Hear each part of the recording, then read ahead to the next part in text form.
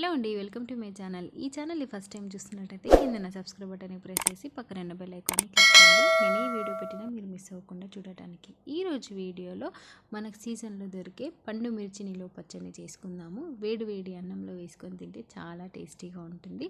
ఎవరికైనా తెలియని వాళ్ళు ఈ వీడియోని చూసి మీరు కూడా ట్రై చేయండి. పక్కా కొలతలతో చెప్తాను. చాలా సింపుల్ అండ్ ఈజీగా చేసుకోవచ్చు. ఇక లేట్ చేయకుండా ప్రాసెస్ ఏంటో చూపిస్తాను, వచ్చేయండి. ఇక్కడ నేను 1/2 kg పండు మిర్చిని తీసుకున్నాను. వీటిని ఇలా డొల్లగా ఉన్నాయి కాకుండా ఇలా ప్రెస్ చేస్తే లావుగా ఉన్న వాటిని తీసుకోండి. అప్పుడే మనకు పండు మిర్చి అనేది కారం చాలా బాగా ఉంటుంది. డొల్లగా ఉన్నాయి మాత్రం కారం ఎక్కువగా ఉండే కాబట్టి చూసి తీసుకోండి. ఇప్పుడు మనము కొద్దిగా వాటర్ తీసుకొని దాంట్లోకి చిటికెడు సాల్ట్ని కూడా వేసుకొని కరిగిన తర్వాత కొద్దిగా పండు మిర్చిని వేసుకొని ఇలా రుద్దుతూ బాగా వాష్ చేసుకోవాలి. ఇలా 2 నుంచి 3 నిమిషాల వరకు ఇలా బాగా వాష్ చేసుకుంటేనే మనకి ఏదైనా డస్ట్ ఉన్నా కూడా బయట పోతుంది. కాబట్టి ఇలా రబ్ చేస్తూ వాష్ చేసుకోవాలి. ఆ తర్వాత వీటిని వాటర్లో నుంచి తీసేసి సపరేట్ చేసుకోవాలి. ఎండుమిర్చికి కొంచెం వాటర్ కూడా ఉండకుండా వీటిని తడి లేకుండా చూసుకోవాలి. అప్పుడే మనకి పచ్చడి అనేది నిల్వ ఉంటుంది. కాబట్టి మనము వీటిని చుక్క వాటర్ లేకుండా పచ్చిగా లేకుండా చూసుకోవాలి. చూడండి, ఇలా తడి లేకుండా పర్ఫెక్ట్గా ఆరిపోవాలి. ఇలా ఆరిపోతేనే మనకి పచ్చడి ఎక్కువ రోజులు నిల్వ ఉంటుంది. ఇప్పుడు వీటిని తొడిమల్ని తీసేసుకోవాలి. ముందుగా తొడిమల్ని తీసేస్తే మనకి వాటర్ అనేవి లోపలికి వెళ్ళిపోయి చట్నీ అనేది పాడవుతుంది. కాబట్టి మనము తుడుచుకున్న తర్వాతనే ఎండుమిర్చిని తొడిమల్ని అన్నీ తీసేసుకోవాలి. అలా తీసేసిన తర్వాత ఇప్పుడు వీటిని ఒక మిర్చిలోకి 4 నుంచి 5 ముక్కల్లాగా ఇలా నేను చూపిస్తున్న విధంగా కట్ చేసుకోవాలి.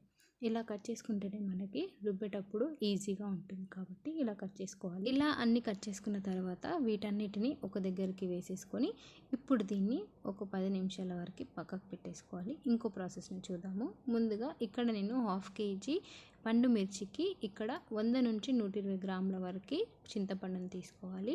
ఎక్కువ కారం తినే వాళ్ళైతే చింతపండుని తక్కువ చేసి తీసుకోండి. చింతపండులో ఇలా చిగురు ఏదైనా ఉన్నా కూడా అంత బాగా క్లీన్ చేసుకొని తీసుకోండి. గింజలు లేకుండా ఎత్తులు లేకుండా చూసుకోవాలి.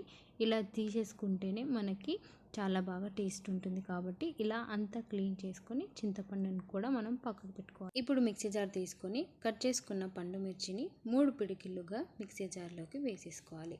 వేసిన తర్వాత పక్కకు పెట్టుకున్న చింతపండును ఒక పిడికిలాగా వేసేసుకొని ఆ తర్వాత తగినంత రాళ్ళ ఉప్పును వేసుకోవాలి. నేను ఇక్కడ రాళ్ళ ఉప్పును వాడుతున్నాను, మీరు నార్మల్ ఉప్పునైనా వాడుకోవచ్చు.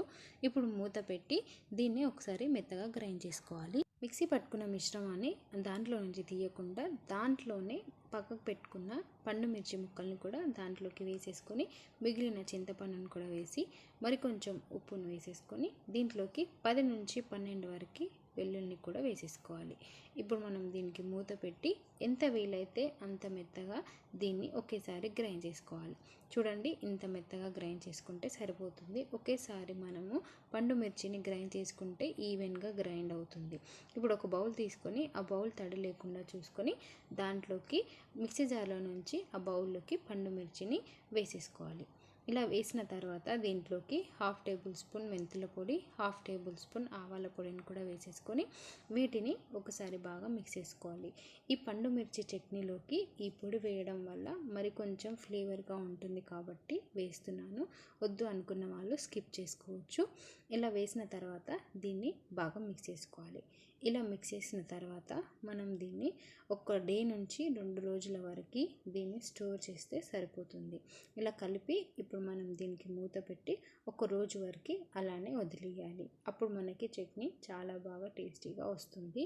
ఆ తర్వాత మరుసటి రోజు మూత తీసి దీన్ని ఒకసారి బాగా మిక్స్ చేసుకోవాలి. ఇలా మిక్స్ చేసిన తర్వాత దీంట్లో సాల్ట్ తక్కువైనా అలాగే మనం వేసిన ఆవాల పొడి మెంతుల పొడి తక్కువైనా కొంచెం మనము యాడ్ చేసుకోవచ్చు. ఇప్పుడే మనము కొంచెం టేస్ట్ని చూసుకొని వేసుకోవాలి.